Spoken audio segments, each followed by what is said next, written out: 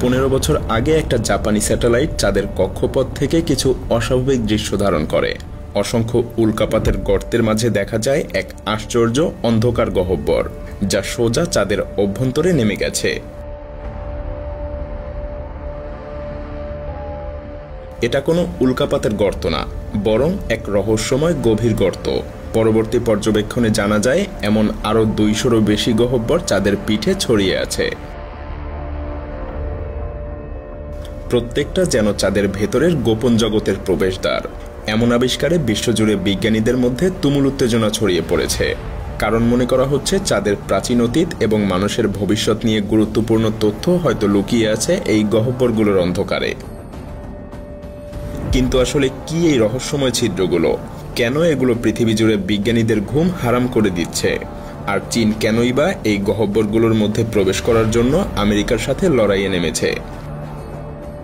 চলুন জেনে নেওয়া যাক মানবজাতির জন্য কি অপেক্ষা করছে চাঁদের এই ভয়ঙ্কর রহস্যময় গহ্বরগুলোতে। Space debris is expected to fall to Earth. Developing now, debris from a 23-ton Chinese rocket booster just hurtled uncontrollably back to Earth. Chinese rocket debris crashed to Earth over the Indian and Pacific Oceans. চীন সাম্প্রতিক বছরগুলোতে মহাকাশ প্রতিযোগিতায় দ্রুত শীর্ষস্থানীয় খেলোয়াড়ে পরিণত হয়েছে। তাদের নিজস্ব স্পেস স্টেশন তিয়াঙ্গং চালু হয়েছে, সফল চাংই চন্দ্রাভিযান চলছে, এবং এখন তারা সরাসরি আমেরিকার সাথে এক নতুন চাঁদ বিজয়ের দৌড়ে নেমেছে। 2023 সালের মে মাসে চীনের মানব মহাকাশ সংস্থা ঘোষণা করেছে যে 2030 সালের মধ্যেই তারা চাঁদে মানুষকে অবতরণ করাবে এবং সেখানে স্থায়ী ঘাঁটিও গড়বে। সম্ভাব্য অবতরণস্থল হিসেবে যেসব জায়গার কথা ভাবা হচ্ছে তার মধ্যে চাঁদের সেই অদ্ভুত গহ্বরগুলোর অঞ্চলগুলো রয়েছে চীনের তালিকায়। কিন্তু কি এমন বিশেষত্ব আছে এই রহস্যময় গহ্বরগুলোর মধ্যে যে চীন সেখানে মানুষ পাঠাতে চাইছে এবং সেখানে ঘাঁটিও গড়তে চাইছে? দূর থেকে দেখলে গহ্বরগুলো সাধারণ উল্কাপাতের ক্র্যাটার বলেই মনে হয়, কিন্তু বিজ্ঞানীদের ধারণা এগুলো আসলে চাঁদের ভেতর দিয়ে ছুটে যাওয়া প্রাচীন লাভা সুড়ঙ্গের ধসে পড়া ছাদ। কোটি কোটি বছর আগে চাঁদে আগ্নেয়গিরির অগ্নুৎপাত হতো। গলিত লাভা নদীর মতো বয়ে গিয়ে পৃষ্ঠের নিচে দীর্ঘ সুড়ঙ্গ তৈরি করত। পরে লাভা ঠান্ডা হয়ে জমে যায় এবং ভেতরে ফাঁকা চ্যানেল থেকে যায়, যাকে বলা হয় লাভা টিউব। পৃথিবীতে আজও হাওয়াইয়ের মতো স্থানে এমন লাভা টিউব দেখা যায়, যেমন কাজুমুরা গুহা প্রায় 65 কিলোমিটার দীর্ঘ।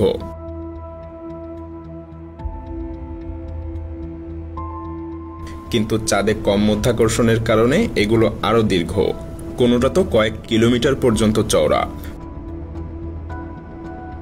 সময়ের সাথে সাথে কিছু সুড়ঙ্গের ছাদ ভেঙে পড়ায় চাঁদের পিঠে এই গভীর গর্তগুলো তৈরি হয়েছে, আর বাকি সুড়ঙ্গ এখনো নিচে অক্ষত অবস্থায় লুকিয়ে আছে। অর্থাৎ চাঁদের এই ধরনের প্রতিটা গহ্বর এক একটা বিশেষ প্রবেশপথ, যা আমাদেরকে চাঁদের অভ্যন্তরে এক বিশাল বিলিয়ন বছরের পুরনো গুহা বিশ্বে নিয়ে যেতে পারে। তবে চাঁদে দীর্ঘ সময় টিকে থাকা মানুষের পক্ষে অনেক বড় চ্যালেঞ্জ, কারণ চাঁদে কোনো বায়ুমণ্ডল নেই। ফলে মহাজাগতিক রশ্মি এবং সূর্যের প্রাণঘাতী বিকিরণ সরাসরি চাঁদের মাটিতে আছড়ে পড়ে। সেই সাথে ক্ষুদ্র ক্ষুদ্র উল্কাপিণ্ড সরাসরি চাঁদের মাটিতে আঘাত হানে, কেননা এগুলো ঠেকানোর মতো চাঁদের কোনো বায়ুমণ্ডলই নেই। এমনকি চাঁদের দিনে তাপমাত্রা প্রায় 100 ডিগ্রি সেলসিয়াসেরও বেশি এবং রাতে প্রায় -150 ডিগ্রি সেলসিয়াস। এই চরম তাপমাত্রা যন্ত্রপাতি এবং মানুষের জন্য মারাত্মক। কিন্তু যদি এসব মারাত্মক বিপদ থেকে লুকানোর একটুখানি নিরাপদ ঠাঁই পাওয়া যায়, হ্যাঁ, চাঁদে সেই বিশাল লাভা টিউব বা বিশাল গুহাগুলোই হতে পারে সেই আশ্রয়।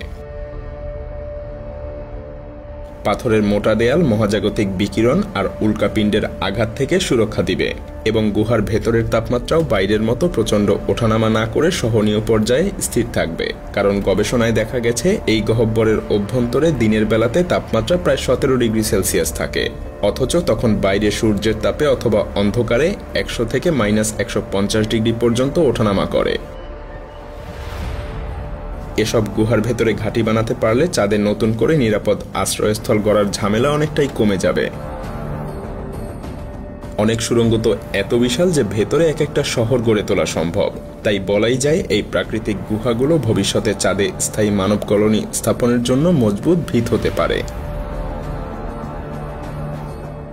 শুধু বিপদ থেকে রক্ষা পাওয়াই না, আরও এক ধাপ এগিয়ে এই প্রাকৃতিক গুহাগুলো পুরোপুরি বসবাসের যোগ্য করে তোলা সম্ভব। যদি সুড়ঙ্গের মুখগুলো সিল করে ভিতরে পৃথিবীর মতো বাতাস ভরে দেয়া যায়, তখন পুরু পাথরের ছাদ আমাদের জন্য প্রাকৃতিক শিল্ডের মতো কাজ করবে। ভেতরে তৈরি হবে প্রায় পৃথিবীর মতো পরিবেশ, কিন্তু মধ্যাকর্ষণ থাকবে 6 ভাগের 1 ভাগ। কি অদ্ভুত অভিজ্ঞতা হবে ভাবুন তো। যদি একবার চাঁদের গুহার মধ্যে এগুলো গড়ে তোলা যায়, তাহলে পৃথিবী থেকে ঘন ঘন রসদ পাঠানোর প্রয়োজনও কমে আসবে। স্থায়ীভাবে চাঁদে বসবাস করা তখন শুধু স্বপ্ন না, অত্যন্ত বাস্তব, এমনকি সাশ্রয়ীও হয়ে উঠবে।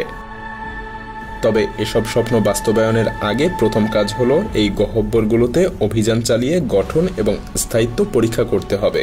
কারণ না জেনে কোনো নভোচারীকে অজানা অন্ধকারে পাঠানো মারাত্মক বিপদ ডেকে আনতে পারে। ভেতরে কি আছে আর গুহার ছাদ বা মাটি কতটা শক্ত, এসব আগে থেকেই জানা জরুরি।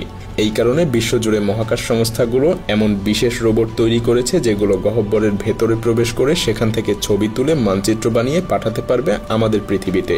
যেমন নাসার রোভার সিস্টেম এসব গহ্বরের ধারে নিজেকে ল্যান্ড করিয়ে আংশিকভাবে নিচে নেমে ক্যামেরা বা লেজারের সাহায্যে গুহার ভেতরের ছবি স্ক্যান করবে। আবার ছোট গোলাকার রোবট গড়িয়ে গড়িয়ে সুড়ঙ্গের ভেতরে ঢুকে 3D মানচিত্র তৈরি করবে।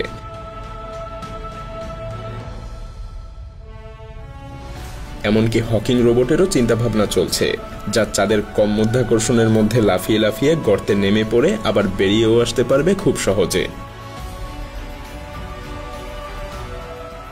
পাশাপাশি এখানে থাকতে পারে মূল্যবান কিছু সম্পদও, কারণ চাঁদের মাটিতে হিলিয়াম-3 নামে এক বিরল আইসোটোপ পাওয়া যায়, যা ভবিষ্যতে পারমাণবিক ফিউশন চুল্লির জ্বালানি হিসেবে প্রায় অফুরন্ত শক্তি সরবরাহ করতে পারবে।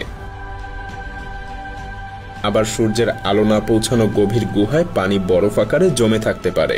তাই আমরা যদি চাঁদেই এই সকল রসদ সংগ্রহ এবং উৎপাদন করতে পারি, তবে পৃথিবী থেকে সবকিছু বহন করারও আর দরকার পড়বে না। চাঁদই হয়ে উঠবে দূরমহাকাশ অভিযানগুলোর একটা বিরাট উৎক্ষেপণ মঞ্চ। এখান থেকেই পানি, বাতাস, জ্বালানি নিয়ে আমরা মঙ্গল গ্রহ সহ সৌরজগতের আরো দূরে হয়তো পাড়ি দিতে পারবো। ভাবতেই অবাক লাগে, 1000 বছর আগে যেখানে আমাদের পূর্বপুরুষরা বাঁচার তাগিদে পৃথিবীর গুহায় আশ্রয় নিয়েছিল, আজ আমরা হয়তো আবার সেই গুহার পথেই ফিরে যাচ্ছি। তবে এবার হয়তো পৃথিবীতে না, চাঁদের বুকে। চাঁদের এই প্রাচীন লাভা গুহাগুলো মানবজাতির আগামী দিনের আশ্রয়স্থল হয়ে উঠতে পারে। আর তাই বলাই যায়, ইতিহাস যেন আবারও ঘুরে ফিরে আসছে।